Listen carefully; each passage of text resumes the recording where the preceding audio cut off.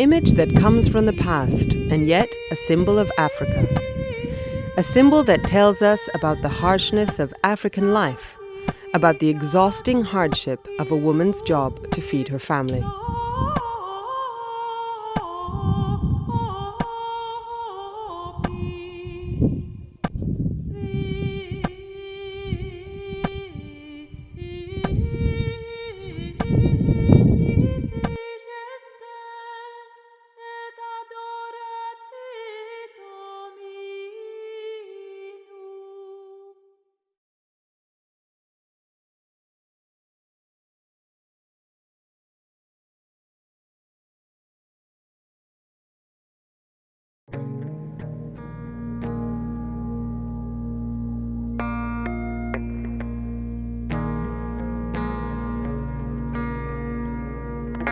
Here in Ganda Kilema, in the Dogon region of Mali, during harvesting time, villages are empty.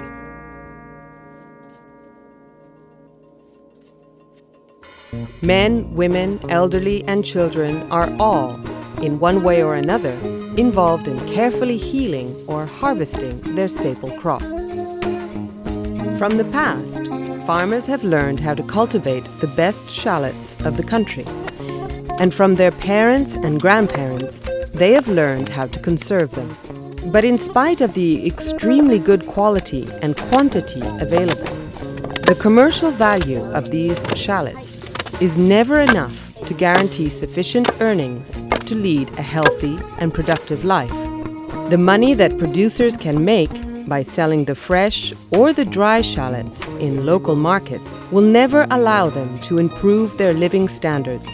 They have to open themselves up to new ideas, to a new approach of market-centered production.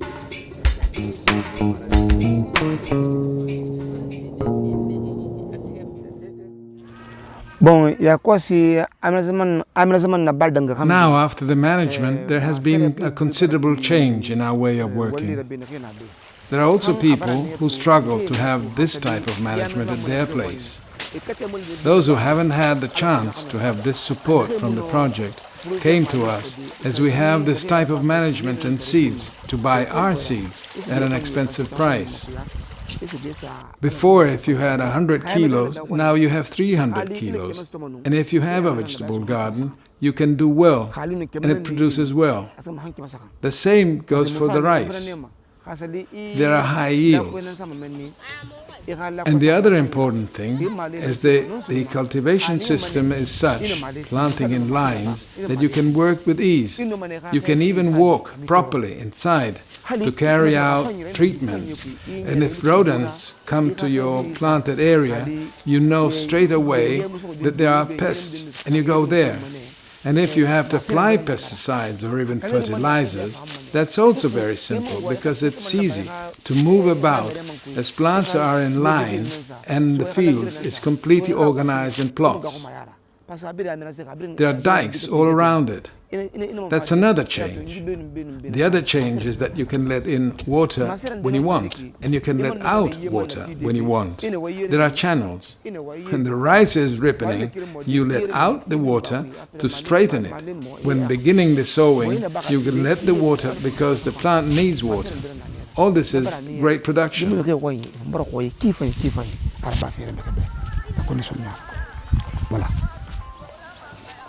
In Guinea, the proper management of the watershed of Lalen, near Kindia, increased rice and banana production, and, what is even more important, has brought new vitality to the entire community. Improvements that once needed external contribution are now treated and obtained using internal initiative and capacity. We went to see Mr. Kolea to try and talk with him. We told him that we had a problem with our rice. There is no water. He told us, go and find a solution. We said, what solution? He told us to put boards at the dam in order to get water. We did that, but unfortunately we didn't get any water in the canals. As members of the management committee, we took the initiative, and finally we diverted the water course, and now we have water in the canal, and the rice is completely watered.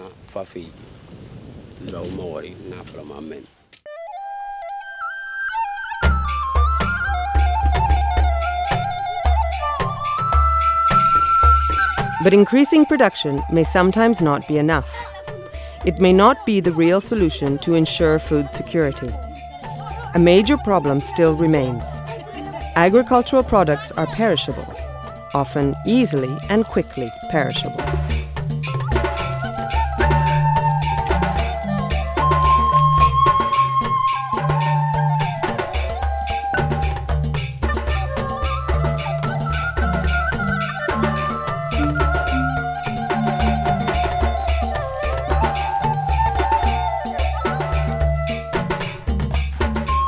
So minen ɗo men gonɗo ko yimɓe ɓattiɓe leydi janandi minen keeri frontiére e Sénégal. E nder saare amen fajonkiro ɗo fajonkiro minen jogii ko wiire luumo ko. Now we produce more. Nevertheless, we encounter some difficulties related to covering the food needs of our families. The agricultural production is not enough. Furthermore, we are also victims of commercial practices in the sense that we are close to Senegal and during their harvest they come with money to buy our cereals at a low price. We are far from national markets. We are almost 70 kilometers from Bafata, the capital of the region, and there are 150 kilometers between Bafata and Bissau. We have difficulty transporting our products for sale even in the local markets, as the roads are bad, which means that our products are vulnerable to the pressure from our Senegalese friends, who buy at a low price during the harvest and resell them at a very high price during the rest of the year. The first response to this problem is crop storage. In this way, families are fed all year round, and if possible, crops can be sold when prices increase. The surplus will enable farmers to create a reserve to cover the expenses for the family's different needs, thereby generating resources to invest in future improvements.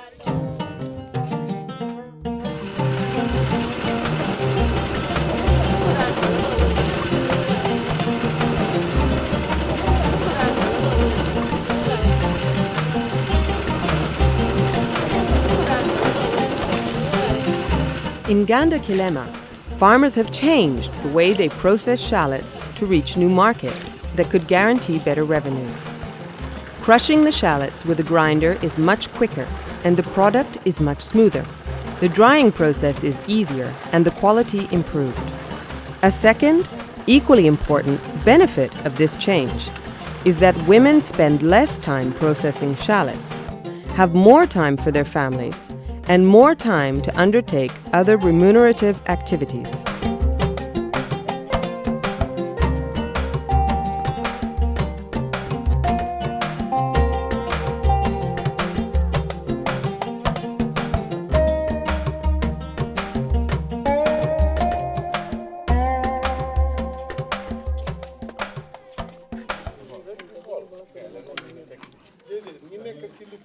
Here in the village of Yangen, in the north bank of the Gambia, a group of women working together are processing their hot peppers in order to prepare the famous African pepper sauce, a popular spicy seasoning, now very well known even outside of Africa.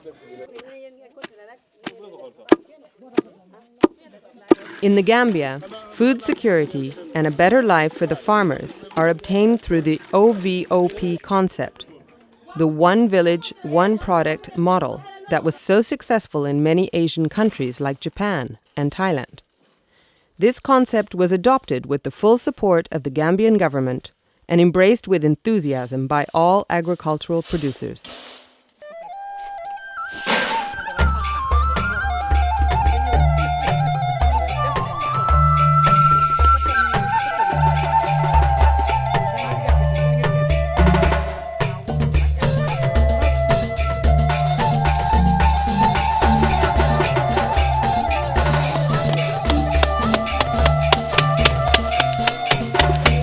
The OVOP is called the One Village, One Product concept.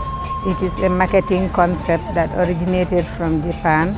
We are copying the Thai version of this concept. in the FSCA project in the Gambia. The concept is whereby communities select one product that they have comparative advantage in and develop that commodity, in terms of quality aspects to commercialize it.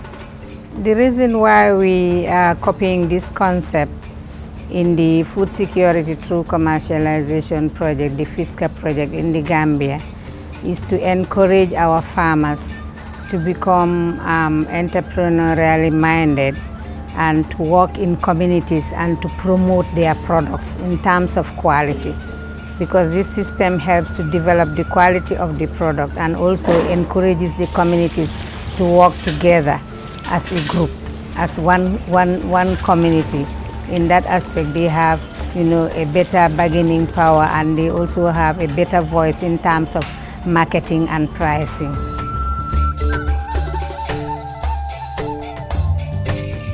So now in Nyangen, the women have developed a new approach to production. They have changed the environment in which they work and improved quality and quantity.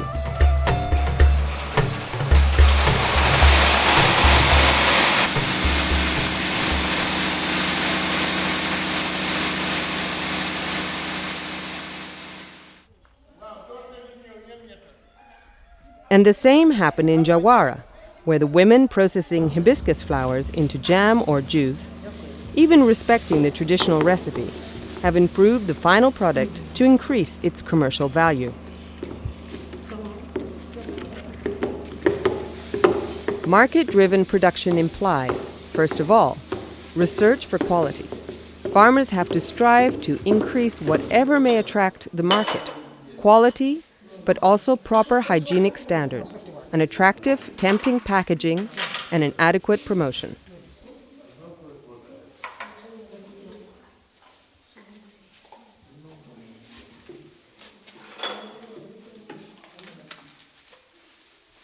In the globalized system, agricultural products are more or less compared to imported products, and it is necessary to make sure that the system of field variation is improved at local level in order to assure that the producer has the necessary revenue for buying imported products. It is with this in mind that among the components of the FSCA program, there was a diversification component, which allowed the producer to focalize not only on one type of product, but to diversify production so as to add value to his production. This would mean that both local products and agricultural products, be they fruit, vegetables, or cereals, once sold, would allow him to buy imported manufactured products whose price evolves to some extent more rapidly than local products, such as locally grown cereals. This means that agriculture should no longer simply be subsistence agriculture, but should be more modern and competitive in relation to the logic of global development.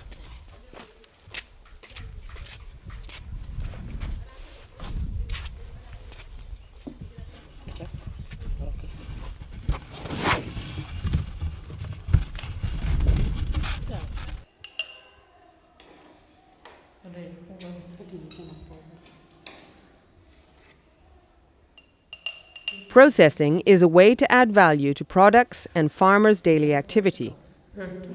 It is a financial activity, implying a change from subsistence economy to market economy. And this means a change of methods, but also a change of mindsets and of behavior.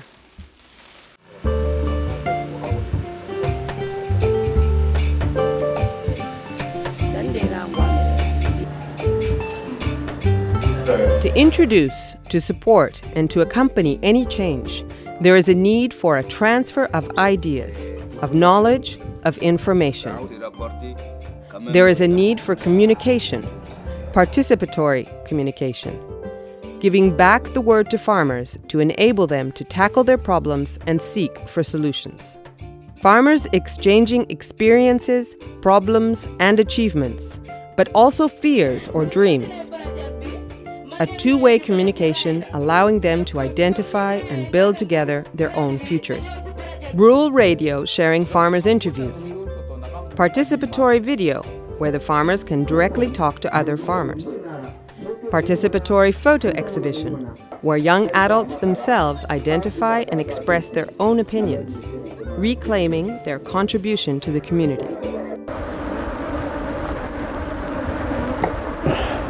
This redefinition of needs, stemming from fast-moving globalization, is developing new links and responsibilities within the communities.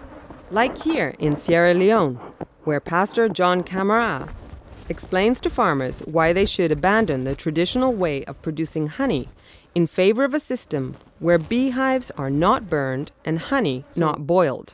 A new way of producing honey with higher health and nutritional standards and higher commercial value. If they all produce better honey, they will all have a better chance to discuss prices.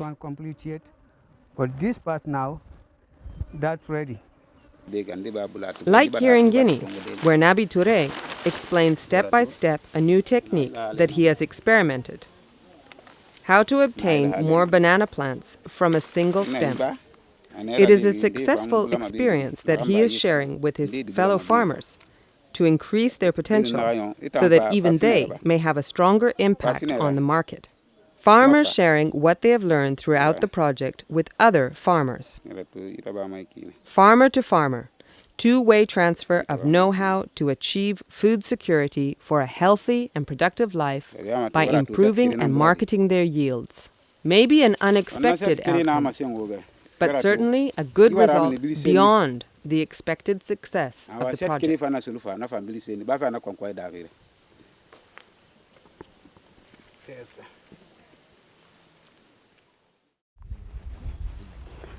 The project came and gave us good training. It also provided us with wheelbarrows and shovels and gave us many things to store in the warehouse. They even managed our watershed. But all of this will have an end. The wheelbarrows and the tools could get damaged. Even the management could deteriorate. But the training they have given us will remain. I want to tell you that even our children will benefit from this training. Even the one who is inside of me, when he will be born in the future, will benefit from this training. The training will never leave us, but will live in us until we die. It is the only thing that will remain, the training. It is very important, more than anything else. We will never abandon it and will work on it in the future.